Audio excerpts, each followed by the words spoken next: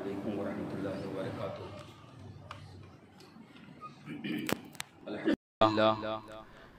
अल्हम्दुलिल्लाह नहमदुहु व नस्तईनुहु व नस्तगफिरुहु व नु'मिनु बिही व नतवक्कलु अलैहि व नऊज़ु बिल्लाहि मिन शुरूरि अनफुसिना व मिन सय्यिआति अअमालिना मन यहदिहिल्लाहु फला मुदिल्ल लहु व मन युद्लिलहु फला हादिय लहु व नशहदु अन ला इलाहा इल्लल्लाहु वहदहु ला शरीका लहु व नशहदु अन्न सय्यिदना व मौलाना व हबीबना व शफीना व तबीबना व तबीब क़ुलूबिना व शिफ़ाअ सुदूरिना मुहम्मदन अब्दुहु व रसूलुहु सल्लल्लाहु तआला अलैहि व अला आलिहि व अस्हाबिहि व अज़वाजिहि व ज़ुर्रिय्यतिहि व अहले बैतिहि व शुहदाए मुहब्बतिहि व औलियाए तरीक़तिहि व उलमाए मिल्लतिहि अजमईन।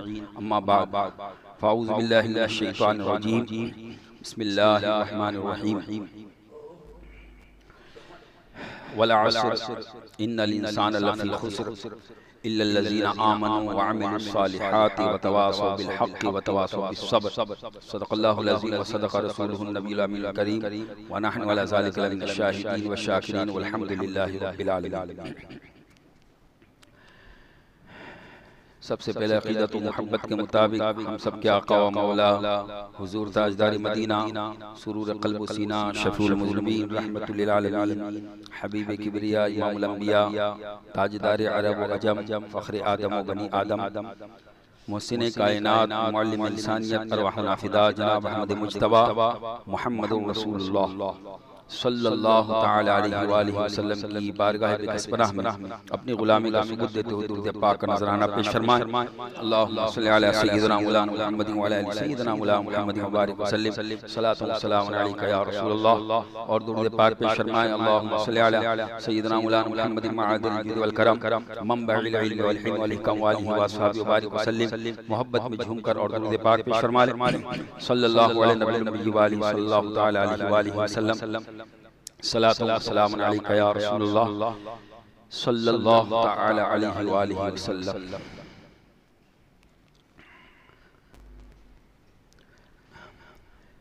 न मस्जिद में न बैतुल्लाह की दीवारों के साए में, न मस्जिद में न बैतुल्लाह की दीवारों के साए में नमाज इश्क अदा होती है तलवारों के साए में।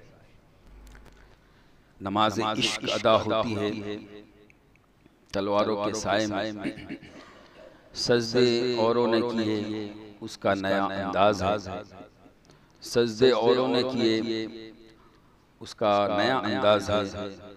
तूने वो सजदा किया जिस पे खुदा को नाज है। तूने वो सजदा किया जिस पे खुदा को नाज है। जान दीदी हुई उसी की थी, जान दीदी हुई उसी की थी। हक तो ये है कि हक अदा न हुआ। हक तो ये है कि हक अदा न हुआ। और क्या बात रज़ा उस चमनिस्तान करम की, क्या बात रज़ा उस चमनिस्तान करम की। ज़हरा है कली जिसमें हुसैन व हसन फूल। ज़हरा है कली जिसमें हुसैन व हसन फूल। और तेरी नस्ल पाक में है बच्चा बच्चा नूर का। तेरी नस्ल पाक में है बच्चा बच्चा नूर का।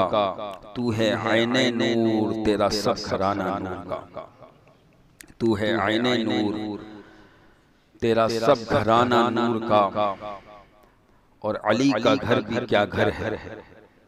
अली का घर भी क्या घर है कि जिस घर का हर एक बच्चा जहां पैदा हुआ शेर खुदा मालूम होता है। जहां पैदा हुआ शेर खुदा मालूम होता है। गुज़िश्ता जुमातुल मुबारक सूरतुल बकरा की दूसरे पारों की चंद आयत करीमा और उसके तहत हजरत इमाम अली मकाम इमाम हुसैन रज़ियल्लाहु तआला अन्हु की जिंदगी मुबारक के मुख्तलिफ गोशों पर रोशनी डाली थी। और एक बात मैंने अर्ज की थी कि अहले बैत अतहार और इमाम आली मकाम हसनैन करीमैन ये ऐसी हस्तियां हैं कि रसूल पाक सल्लल्लाहु तआला अलैहि वसल्लम ने इनको कुरान का साथी बनाया।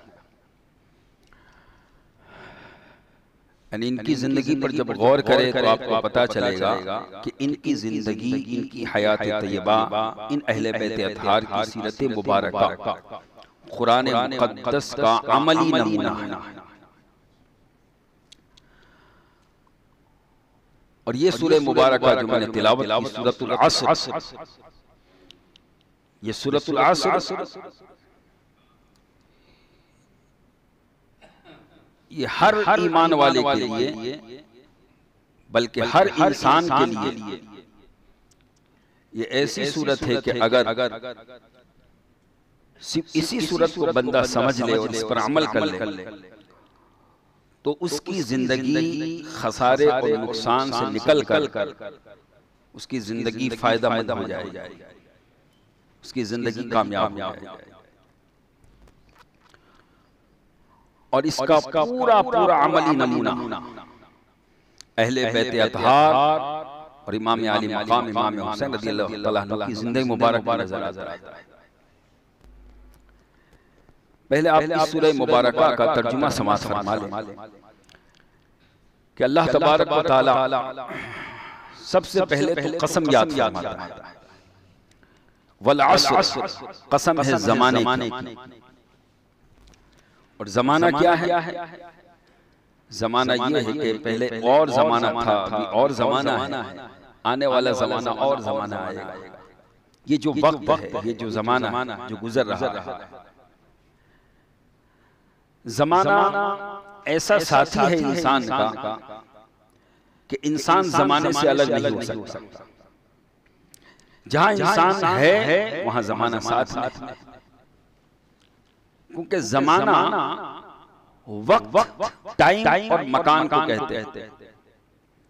और इंसान के लिए दोनों चीजें जरूरी है कि जब जब इंसान होगा, उसका वजूद होगा, उसके लिए टाइम भी होगा, एक जगह भी होगी।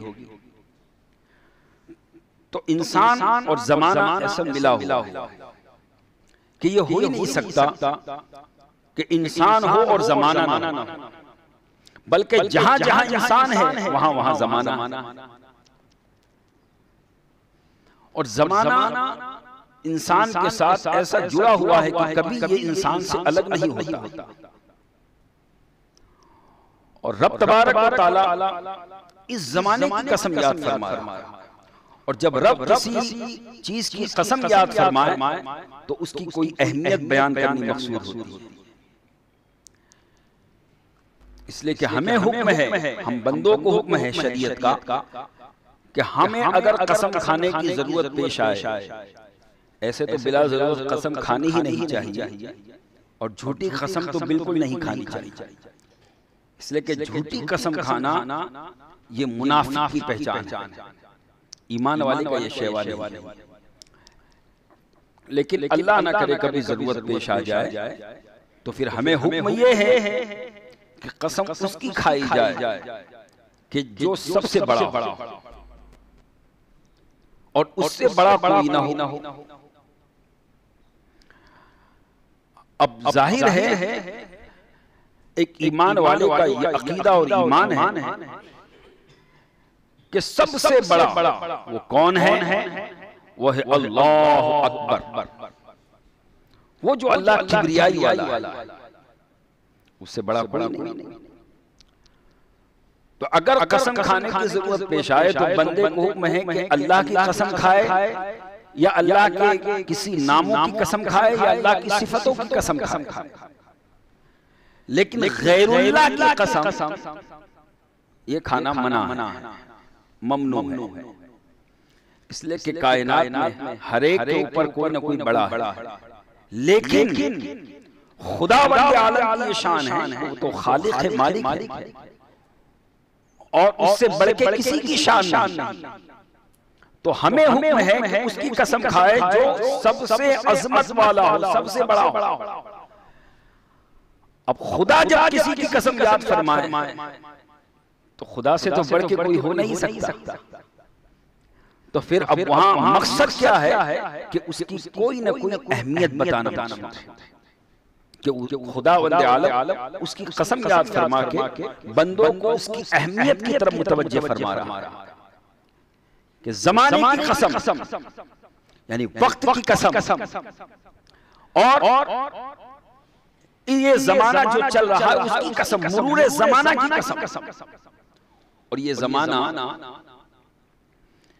इतनी अहमियत वाला है कि अगर ये ज़माना ना हो तो इंसान का वजूद ना हो।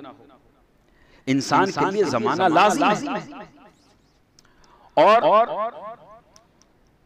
ये ज़माना इतनी अहमियत वाला है कि अगर इस ज़माने की इंसान कदर न करे, इस वक्त की कदर न करे तो इंसान खसारे में। और ये इतनी अहमियत वाला है कि अगर इस जमाने की, इस वक्त की, इस उम्र की, इस जिंदगी की बंदा अगर कदर करे तो फिर वो नुकसान से निकल गया, वो फायदे में है, वो कामयाब। तो रब जमाने की कसम याद फरमा रहा है। बाज़ मुफस्सिर फरमाया कि हर जमाने की कसम, हर जब से जमाना बना है, जब से लेकर क़यामत तक जो जमाना रहेगा, हर जमाने की कसम। और बाज़ मुफस्सिरीन ने फरमाया कि वल अस्र से मुराद जमाने में वो नमाज है जो अस्र की नमाज है, जो अस्र की नमाज कि जिसके ताल्लुक से अल्लाह रब्बुल इज़्ज़त ने फरमाया कि हाफ़िज़ू अला सलावाति व सलातिल वुस्ता, तमाम नमाजों की हिफाजत करो और खास तौर से बीच वाली नमाज। तो बीच वाली नमाज अस्र की नमाज। और बाज़ मुफस्सिरीन ने फरमाया कि अस्र से मुराद वो जमाना है, वल अस्र, अस्र से मुराद वो जमाना है कि जब हज़रत मूसा अलैहिस्सलाम के सामने जादूगरों ने ईमान कबूल किया था। और बाज़ मुफस्सिर वल अस्र से मुराद वो जमाना है कि जिस जमाने में हुज़ूर अकरम अलैहिस्सलातु वस्सलाम इस खाकदाने गीती पर तशरीफ लाए। अब जो है वो जो जमाना, तमाम जमानों की कसम याद फरमाई और जो मुफस्सिरीन ने फरमाया, तो वो हर जमाना चूंकि ये इंसान के लिए लाजिम है और हर जमाना जो पैदा किया है अल्लाह ने वो नबी के सदक़े में पैदा किया। यानी हर जमाने को हुजूर से निस्बत है। इसलिए कि जब रसूल पाक सल्लल्लाहु अलैहि वसल्लम से पूछा गया कि या रसूलल्लाह आपकी पैदाइश कब हुई, आप तख्लीक कब हुई? एक है तख्लीक और एक है विलादत। विलादत के लिए माँ बाप का होना जरूरी है, तख्लीक के लिए माँ बाप का होना जरूरी नहीं। अब चूंकि हम उर्दू में दोनों को पैदाइश बोलते हैं, लेकिन अरबी जबान का ये कमाल है कि हर चीज के लिए अलग अलग अल्फाज। तख्लीक और है और विलादत और है। तख्लीक में भी पैदाइश है, विलादत में भी पैदाइश है, लेकिन तख्लीक में ऐसी पैदाइश है कि जिसमें माँ बाप की जरूरत नहीं, लेकिन विलादत ऐसी पैदाइश है जिसमें माँ बाप जरूर है। इसलिए अल्लाह तबारक व तआला सारी कायनात का खालिक तो है, खालिक तो है क्योंकि उसने तख्लीक फरमाई, लेकिन वो सारी कायनात का वालिद नहीं। इसलिए अल्लाह ने फरमाया लम यलिद वलम यूलद, न वो किसी का वालिद है न उसका कोई वलद है, न वो किसी का बाप है न उसका कोई बेटा है, लेकिन पैदा सबको उसी ने किया। लेकिन ये विलादत नहीं, ये तख्लीक है। तो जब पूछा गया आप तख्लीक कब हुई, तो हुजूर ने इरशाद फरमाया अव्वलु मा खलक़ल्लाहु नूरी, सारी मखलूक से पहले अल्लाह ने मेरे नूर को पैदा फरमाया।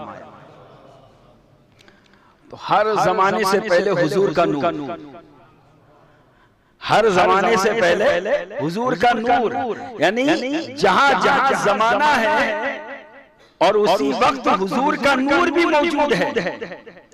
और फिर हुजूर का नूर वो ऐसी शान वाला कि नबी पाक ने फरमाया वो कुल्लुल खलाइक मिन नूरी, और सारी मखलूक मेरे नूर से है। अब ये जमाना भी मखलूक है, ये खालिक नहीं है।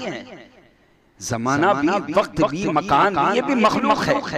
तो हुजूर फरमाते सारी मखलूक मेरे नूर से, यानी ये जमाना भी मेरे नूर के सदके में बना। तो अब हर जमाना हुजूर के साथ निस्बत रखता है। तो अब जब से जमाना बना है, वहां से लेके कयामत आने तक का सारा जमाना ये हुजूर का जमाना है। तो रब फरमाता है वला कसम है जमाने की, कसम है जमाने की, वो जमाना कि जिस जमाने को ए महबूब तेरे नूर से निस्बत है, तेरे वजूद से निस्बत है। इन्नल इंसान लफी खुस्र, कसम याद फरमाकर जमाने की अहमियत बयान फरमा दी। अब जमाने की अहमियत बयान फरमाकर इंसान को इस तरफ भी मुतवज्जे किया गया कि ऐ इंसान, तेरी पैदाइश से लेके मौत तक ये भी एक जमाना है, विलादत से लेके वफात तक ये भी एक जमाना है, एक उम्र है, एक जिंदगी है। और इसको अहमियत दे इसलिए कि खुदा ने इसकी कसम याद फरमाई, वल असर, कि कसम है जमाने की। क्यों अहमियत वाला है? इन्नल इंसान लफी खुस्र, कि इंसान सब के सब खसारे में, इंसान हर एक इंसान नुकसान में, हर एक इंसान घाटे में है, हर एक इंसान नुकसान में है, नाकामयाब है। अब कुरान ये ऐलान कर रहा है कि हर इंसान नाकाम है, हर इंसान खसारे में, नुकसान में।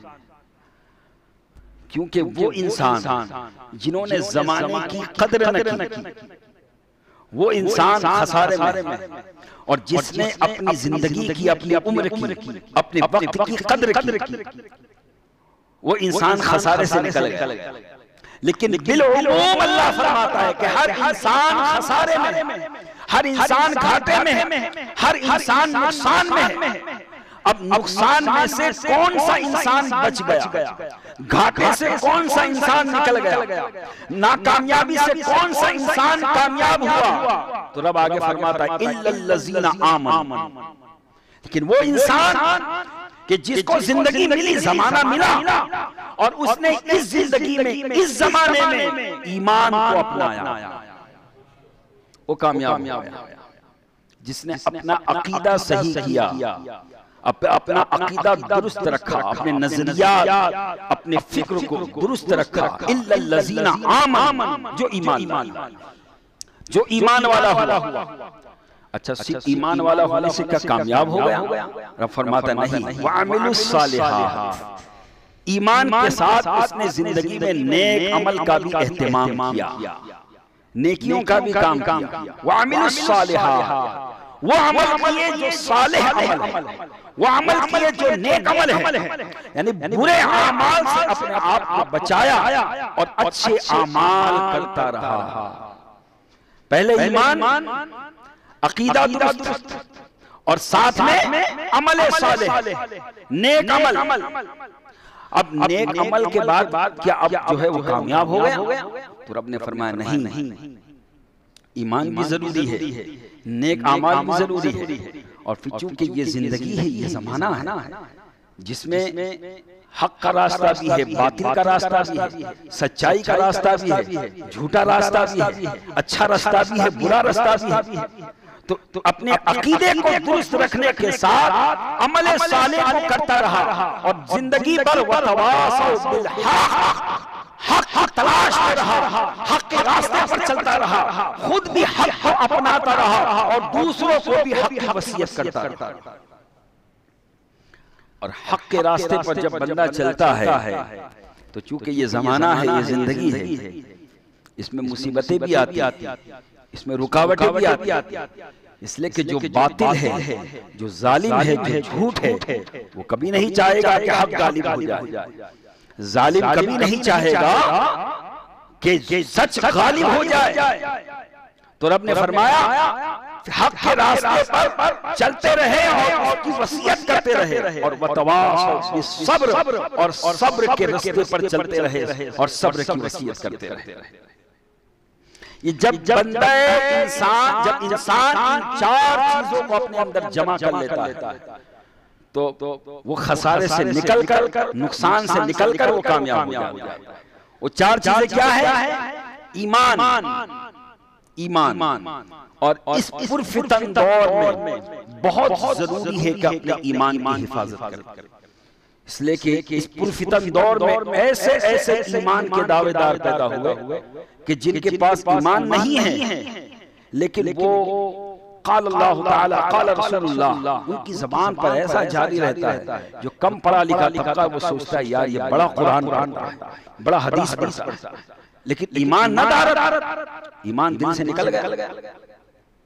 आप देखिए कि जो कुरान की हर आयत नंबर बताता और दिगर मज़ाहिब और इस्लाम मज़ाहिब का तकाबुल करता, तो बज़ाहिर तो लगेगा बहुत इल्म वाला, लेकिन जब उससे पूछा जाए कि यजीद कैसा था, तो अगर वो यजीद के बारे में ये कहे कि वो ठीक था रहमतुल्लाह अलैह, उसको कह सकते हैं माज़अल्लाह। इमाम हुसैन के ताल्लुक से पूछा जाए तो माज़अल्लाह वो बागी कहे अलैहिस्सलाम। उससे जब पूछा जाए कि ये बताओ जो मुसलमान औलिया अल्लाह के मज़ार पे जाकर जो हाजतें मांगते हैं, जो दुआएं करते हैं, तो ये जायज है कि नाजायज? तो वो ये कहे कि दिगर लोगों की बात को छोड़ो, हम नबी से भी नहीं मांग सकते अलैहिस्सलाम। अब जबान पर तो बड़ी कुरान की आयत है, लेकिन अकीदा उसका ये है। अब बताओ ईमान उसके पास रहा या रुखसत हो गया?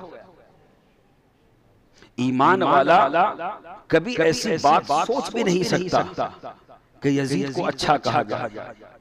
लेकिन आज ऐसे ऐसे स्कॉलर आपको मिलेंगे, बड़े इल्म वाले, बड़ी बड़ी दाढ़ी वाले, बड़े बड़े सुन्नतों पर ज़ाहिरी तौर पर अमल करने वाले, लेकिन हाल ये कि जब उनसे पूछा जाता है कि यजीद की फजीलत बयान करो, तो वो कहता हुआ नजर आता है कि सबसे बड़ी बात तो यजीद मुसलमान था, ये उसकी फजीलत।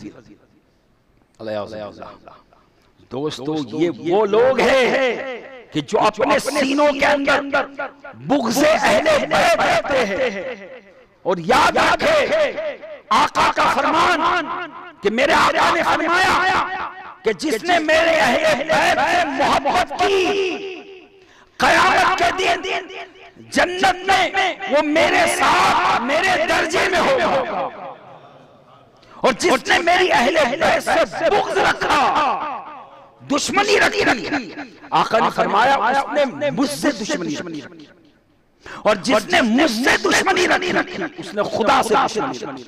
और जिसने अल्लाह से दुश्मनी रखी उसका ठिकाना जहन्नम। तो अब ये जो यजीद की हिमायत करने वाले, हम उनको सिर्फ इतना ही कहेंगे ठीक है तुम हिमायत करते रहो, तुम्हें यजीद मुबारक हो, हमें हुसैन मुबारक। तुम यजीद के साथ वहां जाना जहां यजीद जाएगा। हम अल्हम्दुलिल्लाह अल्लाह के फजल से हम हुसैन के साथ वहां जाएंगे जहां हुसैन की सरदारी है। ये इतनी फजीलत बयान करने वाले क्या ये फजीलत बता सकते हैं कि यजीद के बारे में ये कहा हो नबी ने या किसी सहाबी ने कि जन्नत का सरदार ये है अलैहिस्सलाम? लेकिन हुसैन तो वो है कि बचपन में आका ने फरमाया था। और ये ज़हन में रखे, नबी का जो फरमान है, नबी का जो कौल है, वो आम इंसान का कौल नहीं होता, बल्कि नबी का जो फरमान होता है, ये खुदा का फरमान। अगर कुरान में उसका जिक्र ना आए, ज़हन में रखे, बहुत से लोग इसमें भी मुगालता डालते हैं। कुरान में कहाँ, कुरान में कहाँ? सिर्फ कुरान में होना, सिर्फ कुरान में होना ये हक होने की दलील नहीं है, बल्कि दलील शरीयत चार है। शरीयत की दलील चार है। पहले नंबर पे अल्लाह की किताब कुरान और दूसरे नंबर पे हुजूर का फरमान। हुजूर का फरमान भी दलील शरीया है।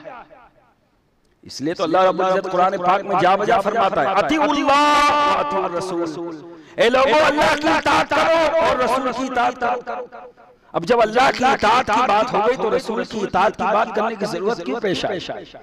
ताकि लोग समझ जाए कि सिर्फ कुरान का दामन थामने से तुम कामयाब नहीं होगे, ईमान वाले नहीं होगे, बल्कि जैसे कुरान जरूरी है वैसे ही नबी का फरमान भी जरूरी है।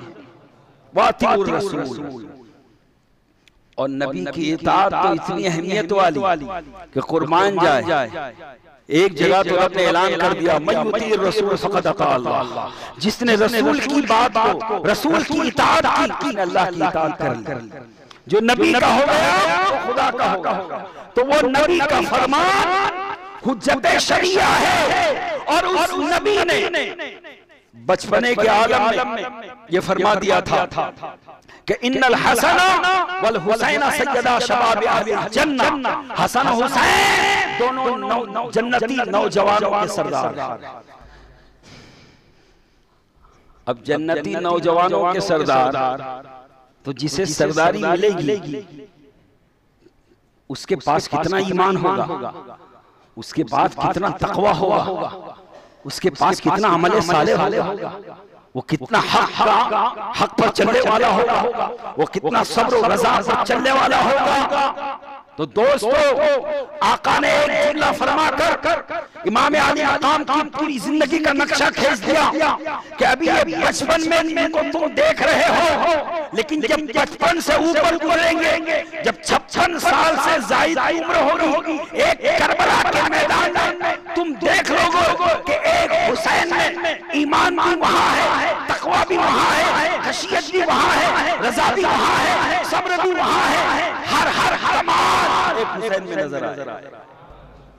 और रब का ये ऐलान याद रखे कि हर इंसान खसारे में है, हर इंसान घाटे में है। वो इंसान खसारे से और घाटे से निकल गया जिसने ईमान को अपनाया और ईमान के साथ अमले साले को अपनाया, अमले साले के साथ हक के रास्ते पर चला, बातिल से दूर रहा, बातिल से टकराता रहा। और दोस्तों, बातिल से टकराना अगर सीखना है तो हुसैन से सीखे। इमाम अली मकाम ने उस जमाने में कि जब बहुत से लोग यजीद की हिमायत करने लगे थे और वो राह रुखसत पे अमल कर रहे थे, वो भी गुनहगार नहीं थे। शरीयत ने दो रास्ते रखे, मजबूरी में दो रास्ते रखे। एक रास्ता रुखसत पे अमल करने का और एक रास्ता राह अज़ीमत पे अमल करने का। तो रुखसत पे अमल करने वाले तो उम्मत में बहुत मिलेंगे, रुखसत पे अमल करने वाले उम्मत में बहुत मिलेंगे, और वो भी हमारे सर आंखों पे। लेकिन राह अज़ीमत पे अमल करने वाले कि जो ना अपनी ताकत को देखे, ना अपने लश्कर और सिपाह को देखे, बल्कि बातिल के सामने डट जाए और बातिल का मुकाबला करते करते अगर बज़ाहिर बातिल बच भी जाए, लेकिन अपना सब कुछ कुर्बान करके बातिल को हरा दे और हक का परचम बुलंद करे। इस रास्ते को अपनाया है इमाम अली मकाम। यही वजह है कि मदीना से जब चले हैं मक्का से करबला, किसी भी लम्हा ऐसा नहीं हुआ कि इमाम अली मकाम के कदम डगमगाए। इसलिए कहा आपको बड़ा इत्मीनान था कि मैं वतवासौ बिल हक वतवासौ बिस सब्र, मैं हक के रास्ते पर हूं, मैं सब्र के रास्ते पर, मैं हक हूं, मैं सरापा हक। हुसैन सरापा हक थे, हुसैन सरापा हक थे, इसलिए कि हुसैन अगर उस वक्त अपनी कुर्बानी पेश न करते तो फिर आलम क्या होता। जो बातिल था, जो जालिम था, जो इब्ने ज़ियाद था, जो अमर बिन साद था, जो सिमर था, जो यजीद था, जो यजीद और यजीदी थे, उनका हाल क्या था। उनकी सीरत को देखो उठाकर तो आपको पता चलेगा कि यजीद और यजीदियों के अंदर अच्छाइयां भी थी और बुराइयां भी थी। अच्छाइयां क्या थी? बहुत से यजीदी ऐसे थे जो कुरान बड़े अच्छे अंदाज में पढ़ते, बहुत से यजीदी ऐसे थे जो नमाज बड़े अच्छे अंदाज में पढ़ते, बहुत से यजीदी जो हाफिज कुरान थे। लेकिन सिर्फ अमाल काम नहीं देता, बल्कि आमाले सालिहा के साथ पहले ईमान फिर अमल सालेह। तो तुमने अमल सालेह को तो अपनाया लेकिन ईमान को गारत कर दिया, अपने ईमान से हाथ धो बैठे। अगर ईमान होता तो क्या तुम नवासे रसूल का मुकाबला करते? अगर ईमान होता तो क्या तुम अहले बैत अतहार पर इतना जुल्म सितम करते? इतना जुल्म कि छोटे बच्चों को भी न छोड़ा गया, इतना जुल्म कि शहादत के बाद उनके जिस्म मुबारक पर घोड़े दौड़ाए गए, इतना जुल्म कि खैमे हुसैनी को लूटा गया, इतना जुल्म औरतों से चादरें खींची गई, इतना जुल्म हजरत सकीना इमाम आली मकाम की शहजादी उनके चेहरे पर थप्पड़ मारे गए, इतना जुल्म। वो जालिम कौम, वो यजीदी जो अपने आप को मुसलमान कहते थे, ये ज़हन में रखे, उनमें से कोई मूर्ति पूजा करने वाला ना था। वो मुसलमान अपने आप को कहते थे, अपने आप को हुजूर का उम्मती कहते थे, हुजूर के नाम का कलमा पढ़ते थे। क्या काम था ऐसा कलमा, क्या काम था ऐसी नमाज, क्या काम था ऐसे अमाल कि ये सब कुछ तुम्हारे पास अमल सालेह है लेकिन सामने कौन है उन्हें नहीं पहचानते। ये अहले बैत अतहार, ये हुसैन है, हुसैन ये आम इंसान नहीं है, ये आम बंदा नहीं है। हुसैन वो हस्ती है कि जिनसे मोहब्बत करना जुज़्वे ईमान है, ईमान का हिस्सा। तो करबला में हमें यह भी सबक मिला, किसी अच्छे अमाल देखकर किसी पर गर्विदा नहीं हो जाना चाहिए, पहले ईमान देखना चाहिए, ईमान देखना चाहिए। ये नहीं कि भाई अच्छी तकरीर करता है तो बस तकरीर सुनो। अब वो कोई भी अकीदे वाला नहीं, अकीदा पहले देखो, ईमान पहले देखो। हजरत मौला अली का वो फरमान याद रखो, मौला अली फरमाते हैं कि जब तुम इल्म लो तो ये देखो कि किससे इल्म ले रहे हो, देखो किससे ले रहे हो। इसलिए कि अगर उस्ताद पढ़ाने वाला अगर काफिर होगा तो वो तुम्हें कुफ्र ही देगा, अगर उस्ताद पढ़ाने वाला मुशरिक होगा वो तुम्हें शिर्क की तरफ ले जाएगा, अगर उस्ताद पढ़ाने वाला बेअदब और गुस्ताख होगा तो तुम्हें गुस्ताखी ही सिखाएगा। और अगर उस्ताद पढ़ाने वाला आला हजरत जैसा आशिक रसूल हो, आला हजरत रज़ियल्लाहु तआला अन्हु जैसा आशिक रसूल हो, तो वो ये सबक देगा कि तेरी नस्ल पाक में है बच्चा नूर का, तू है आईने नूर, तेरा सब घराना नूर का। वो ये सिखाएगा कि क्या बात है रज़ा उस चमनिस्ताने करम की, ज़हरा है कली जिसमें हुसैन और हसन फूल। आशिक रसूल से जब आप इल्म लेंगे तो वो आपको इश्क सिखाएगा। इस पुरफितन दौर में बहुत जरूरी है कि सोशल मीडिया पर आप उसको सुने कि जिसका अकीदा सही हो, जिसका अकीदा दुरुस्त हो, क़यामत के दिन न सिर्फ इल्म काम आएगा, न सिर्फ नेक अमाल काम आएंगे, न सिर्फ किरदार काम आएगा। सबसे बड़ी बात कि सबका हिसाब बाद में होगा, पहले ये देखा जाएगा ईमान क्या। ईमान होगा तो अमाल का वजन होगा, अगर ईमान ही नहीं होगा तो किस अमाल का वजन होगा?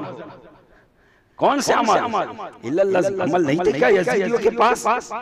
बहुत से अमाल थे, अच्छे अमाल भी थे और बुरे अमाल तो बहुत ज्यादा थे। बुरे अमाल तो इतने ज्यादा थे कि यजीद के दरबार में शराब नोशियाम, शराब के जाम पे जाम जाते थे। यजीद के दरबार में जानवरों को लड़ाया जाए, यजीद के दरबार में गवैयों को नचाया जाता, गाना गवाया जाता, नाचने वाली आती वो नाचती। ये यजीद के दरबार का कमिश्न का हाल था। और वो अपने आप को क्या कहता था कि मैं बादशाह इस्लाम, मैं अमीरुल मोमिनीन, मैं मोमिनों का अमीर हूं। अब जिसके किरदार, जिसका काम कुरान और हदीस के खिलाफ, बताओ वो अमीरुल मोमिनीन बनने के हकदार है? अगर किसी का किरदार कुरान और हदीस के अलल ऐलान खिलाफ हो तो हम अपनी मस्जिद का इमाम बनाने के लिए तैयार नहीं, तो सारे मोमिनों का इमाम कैसे बना सकते हैं?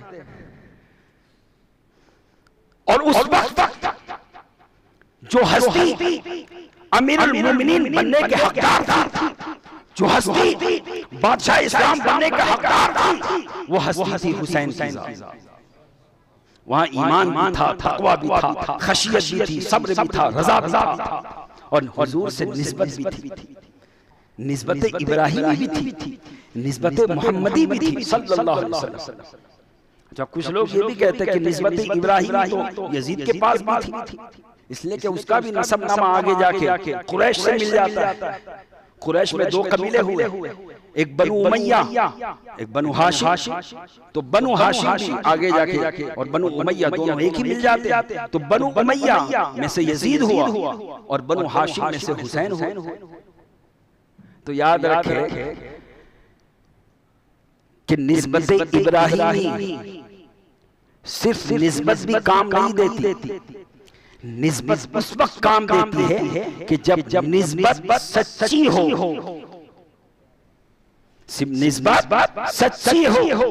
आप देखिए कुरान पाक में रब ने हजरत इब्राहिम के ताल्लुक से फरमाया कि जब तमाम आजमाइशों में हजरत इब्राहिम कामयाब हो गए तो हजरत इब्राहिम से कहा अल्लाह ने, इन्नी जाइलुका लिन्नास इमामा, इब्राहिम मैं तुझे सारी कायनात का इमाम बनाता हूं, तुझे इमामत अता करता हूं कि तेरे बाद जितने नबी दुनिया में आएंगे वो सब तेरी ही नस्ल से आएंगे।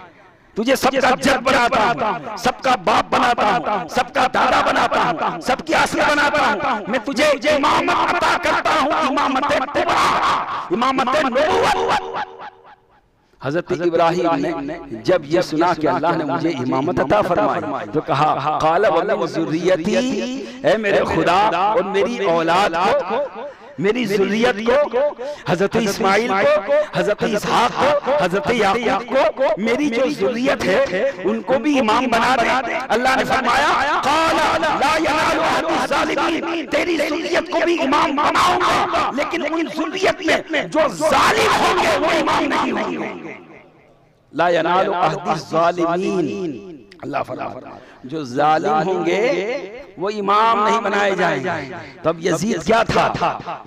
यजीद हजरत इब्राहिम की औलाद में था, लेकिन वो जालिमीन में था, इसलिए वो इमामत का हकदार न था।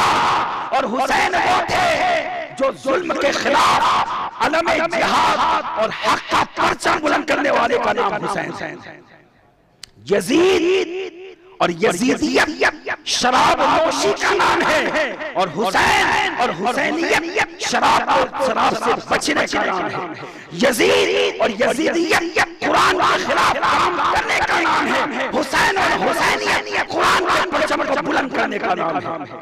यजीद और यजीदियत दुनिया में फहाशी और रियानी और लोगों पर जुल्म और सितम करने का नाम है। और हुसैन और हुसैनियत तकवा, परहेजगारी, खशियत और लोगों के साथ अदल करने का नाम। तो हकदार इमामत के कौन थे? हजरत इमाम अली मकाम, हजरत इमाम अली मकाम। कुछ लोग एतराज करते हैं कि इमाम अली मकाम वो जो करबला गए तो वो करबला इसलिए गए ताकि इमामत और खिलाफत उनको मिल जाए, तख्त उनको मिल जाए। याद रखिए तारीख गवाह है कि किसी जगह तारीख से साबित नहीं कर सकते कि इमाम अली मकाम का ये मौक़िफ़ हो कि सल्तनत मुझे मिले। वो तो हाल ये था कि कूफे वालों ने खत लिखा था और उसके बाद ये मकूला मशहूर हो गया कि कूफी ला यूफी। कूफी लोग वो है जिन्होंने हजरत इमाम अली मकाम के साथ वफादारी की और वो अपने आप को शियाने अली कहते हैं, शियाने अहले बैत कहते हैं। लेकिन उन्हीं लोगों ने खत लिखा, खत लिख के बुलाया और फिर यजीदियों के साथ मिलकर इमाम हुसैन का मुकाबला किया कि उधर 82 नफूस कुदसिया इमाम अली मकाम और इधर 22,000 का लश्कर, यजीदियों का 22,000 का लश्कर। तो इमाम अली मकाम रज़ियल्लाहु तआला आप खिलाफत के लिए, सल्तनत के लिए बादशाहत के लिए तशरीफ नहीं ले गए, इसलिए कि अगर आप इसलिए तशरीफ ले जाते तो फिर छोटे छोटे बच्चों को ले जाने की जरूरत न थी, औरतों को ले जाने की जरूरत नहीं थी। कोई जंग के लिए औरतों और बच्चों को नहीं ले जाते। आप तो रुश्द हिदायत के लिए जा रहे हैं, आप तो वहां वालों को कुरान की तालीम देने के लिए जा रहे हैं। और आपने अमर बिन साद के सामने ये बात रखी थी करबला कि 3 बात में से एक बात कबूल कर लो, अभी मुकाबला मत करो, एक बात कबूल कर लो। कहा क्या? कहा एक तो ये कि अगर तुम नहीं मानते कि तुमने बुलाया, तुम इनकार कर रहे हो, खत का इनकार कर रहे हो, काम करो, मुझे वापस मदीना चले जाओ। अगर ये नहीं कर सकते तो फिर एक काम करो, मुझे सीधे यजीद के दरबार में ले जाओ, दमिश्क ले जाओ, मैं खुद यजीद के सामने बैठकर बातचीत के जरिए कोई रास्ता निकाल लूंगा, जैसे मेरे भाईजान इमाम हसन ने उनके अब्बा हजरत अमीर माविया के साथ बातचीत के जरिए रास्ता निकाला। और अगर ये भी नहीं कर सकते तो फिर एक काम करो, न मुझे मदीना जाने दो, न दमिश्क जाने दो, न यजीद के दरबार में जाने दो, मैं कूफा भी नहीं जाता। एक काम करो, कोई दूसरी सरहद की तरफ चले जाने दो, मैं किसी दूसरी सरहद की तरफ जाकर दीन इस्लाम की तबलीग करते हुए अपनी जिंदगी गुजार लूंगा। बताओ कितना सुलझा हुआ इमाम आली मकाम का मौक़िफ़ था। क्या जंग करने वाला, खिलाफत चाहने वाला क्या ऐसी बात करता है? और दोस्तों अगर मान लिया जाए कि हुसैन सल्तनत के लिए, खिलाफत के लिए गए थे, तो हम मुहिब हुसैन कहते हैं कि हुसैन का वो हक था। अगर वो गए तो अपने हक के लिए गए, वो गए नहीं थे। लेकिन अगर तुम ये कहते हो कि वो गए तो हक के लिए गए थे, लेकिन याद रखो हुसैन वो है कि अगर सल्तनत न भी हो, तख्तो ताज न भी हो, लश्करों सिपाह न भी हो, कल भी वो अमीरुल मोमिनीन है, आज भी अमीरुल मोमिनीन है। ये ज़हन में रखो। यजीद का सब कुछ बच गया लेकिन वो अमीरुल मोमिनीन न बन सका, वो बादशाह इस्लाम न बन सका, और इमाम आली मकाम का बज़ाहिर सब कुछ लुट गया, लेकिन आज भी वो शाह हुसैन, बादशाह हुसैन, दीनस्त हुसैन, दीपनास्त हुसैन, सरदाद व लदाद, दस्त दर दस्त यजीद, हक्का के बिना ला इलाहा अस्त हुसैन, ये हुसैन। और दोस्तों इमाम आली मकाम, उनको सल्तनत की क्या जरूरत, उनको बादशाहत की क्या जरूरत, बचपन ही में हुजूर ने सरदारी दे दी थी। वो तो ऐसे घराने के थे कि चटाई पे बैठकर वो लोगों के दिलों पे हुकूमत कर रहे हैं।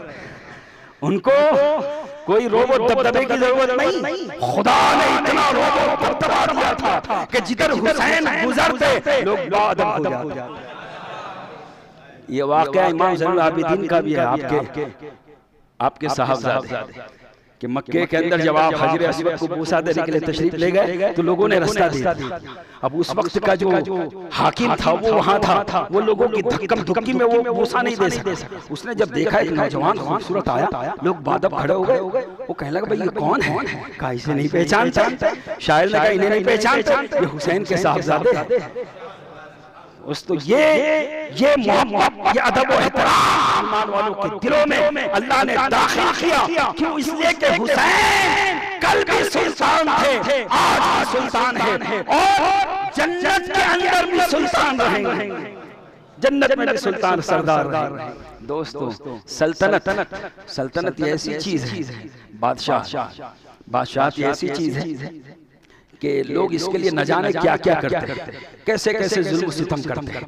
लेकिन कुर्बान जाए इमाम आली मकाम, उनकी शान तो बहुत और फवाला, बहुत और फवाला, लेकिन उन्हीं के खानदान के चश्मो चिराग, उन्हीं के खानदान के चश्मो चिराग, हजरत इमाम ज़ैनुल आबिदीन, हजरत इमाम जाफर सादिक, हजरत इमाम बाकर इमाम जाफर सादिक की औलाद में से एक सिमनान के बादशाह, सिमनान के बादशाह, और वो बादशाह उन्हें वर्षे में मिली थी, उनके बाप दादा वहां के बादशाह थे। लेकिन कुर्बान जाए 15 साल की उम्र में तमाम कमाल हासिल करने के बाद वो हुसैन का शहजादा, जिसको दुनिया अशरफ के नाम से जानती है, वो सुल्तान मखदूम अशरफ 15 साल की उम्र में बादशाह सिमना हुए, सल्तनत मिली, और 50 साल तक हुकूमत की, 10 साल तक बादशाहत, और उसके बाद बता दिया कि मेरे दादा जान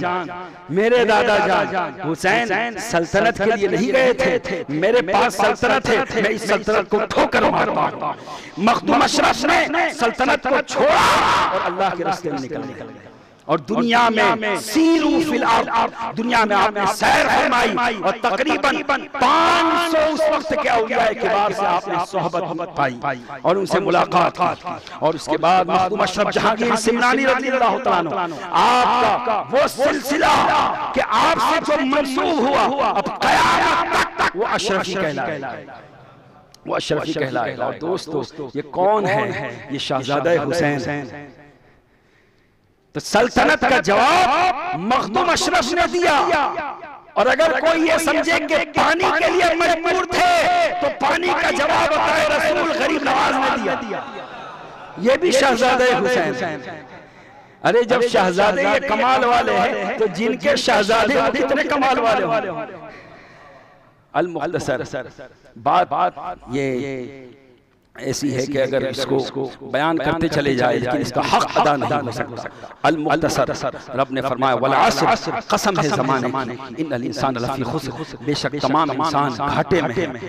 घाटे से वही इंसान बचता है, कामयाब वही इंसान होता है, इल्लल लज़ीना आमनू, जिसने ईमान को अपनाया, व अमिलुस सालिहात, और ईमान के साथ नेक अमाल किए, व तवासौ बिल हक़, और जिंदगी पर हक के रास्ते पर चलता रहा, व तवासौ बिस सब्र, और जिंदगी पर सब्र का दामन थामे रहा, खुद भी सब्र करता रहा, दूसरों को भी सब्र की वसीयत करता रहा।